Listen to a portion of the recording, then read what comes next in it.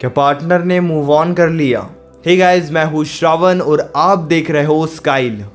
कई बार रिलेशनशिप में ऐसी सिचुएशन आती है, काफ़ी ज़्यादा टाइम हो जाता है हम पार्टनर के कांटेक्ट में नहीं होते हैं। किसी फाइट की वजह से पार्टनर हमसे दूरी बनाने लगता है। कई बार हम पार्टनर से बात करने की कोशिश करते हैं लेकिन पार्टनर बात करने को तैयार ही नहीं होता है और इस सिचुएशन में हम परेशान हो जाते हैं। क्या पार्टनर ने मूव ऑन कर लिया है? क्या पार्टनर हमें भूल गया है? पार्टनर इतनी दूरी क्यों बना रहा है? क्या पार्टनर को कोई और मिल गया है? ये सारे सवाल हमें बहुत ज़्यादा परेशान करते हैं। अब सवाल ये है कि सिचुएशन में हमें क्या करना चाहिए जब पार्टनर हमसे दूरी बनाए, जब पार्टनर हमारे साथ ना रहने की बात करे, जब पार्टनर हमसे ब्रेकअप की बात करे। देखो, सबसे पहले एक बात समझ लो कि आपको इस सिचुएशन में क्या नहीं करना है, वो है डिस्कस करने की कोशिश नहीं करनी है। सीधी सी बात बताता हूँ, जितना ज़्यादा डिस्कस करने की कोशिश करोगे उतने ज़्यादा डिस्टर्ब हो जाओगे इस सिचुएशन में। यकीन करो, चाहे तो आजमा के देख लो। अगर आप बहुत ज़्यादा कोशिश करते हो पार्टनर से बात करने की तो पार्टनर आपको यूँ इग्नोर करता है, ऐसे इग्नोर करता है जैसे उन्हें कोई फ़र्क ही नहीं पड़ता। यहाँ पे फिर आप परेशान हो जाते हो कि वो ऐसा क्यों कर रहे हैं, उन्होंने हमारे साथ ये क्यों किया, उन्होंने हमारे साथ वो क्यों किया। इससे ज़्यादा बेटर है कि आप इस सिचुएशन में कुछ भी डिस्कस करने की कोशिश मत करो।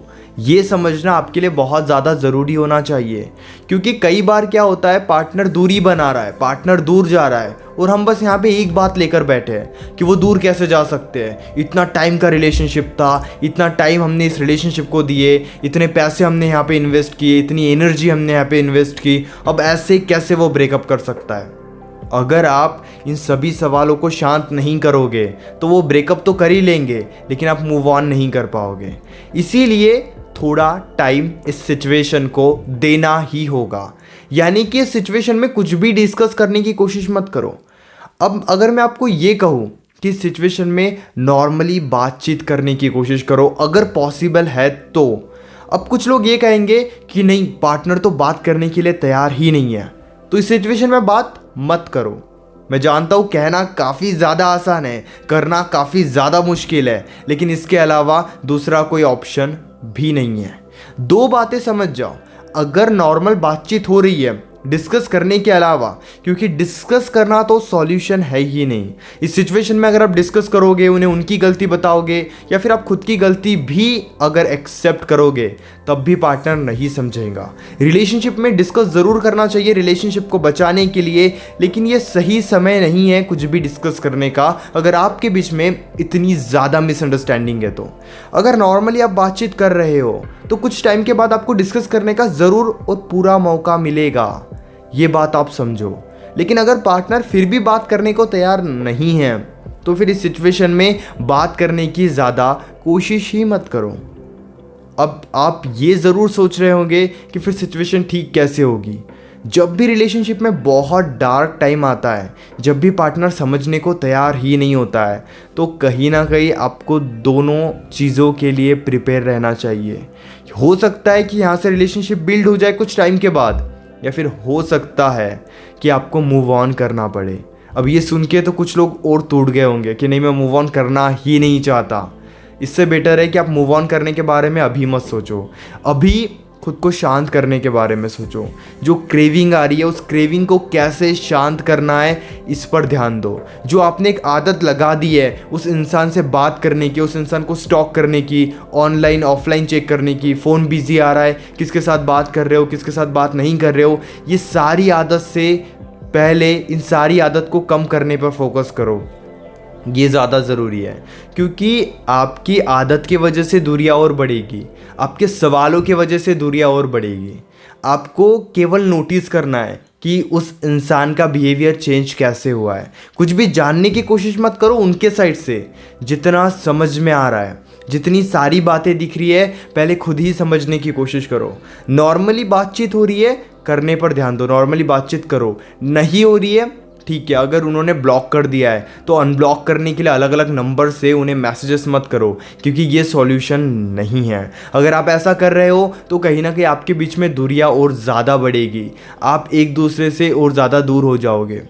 लेकिन एक सिचुएशन यहाँ पे और है कि काफ़ी टाइम हो गया है पार्टनर ने हमसे बात करने की कोशिश नहीं की, कहीं ना कहीं पार्टनर हमें अनब्लॉक करने को बिल्कुल भी तैयार नहीं है, तो इस सिचुएशन में मूव ऑन करने पर ध्यान दो। देखो, हो सकता है कि आपको उनकी बहुत ज़्यादा याद आ रही हो सकता है उनको भी आपकी बहुत ज़्यादा याद आ रही हो, लेकिन हो सकता है वो थोड़े ईगोइस्टिक है, उनके अंदर ईगो है, उनके अंदर एटीट्यूड है, वो नहीं चाहते हैं आपके साथ रिलेशनशिप में आना। तो उस ईगो, उस एटीट्यूड की वजह से आपका रिश्ता ब्रेक हो रहा है। लेकिन आप यहाँ पे हमेशा रो नहीं सकते कि वो ऐसा कैसे कर सकते हैं, उन्होंने ऐसा क्यों किया। वो जो भी कर रहे हैं वो आपके सामने है, अब एक्सेप्ट आप करो कि वो ऐसा कर रहे हैं, ये ज़्यादा ज़रूरी है।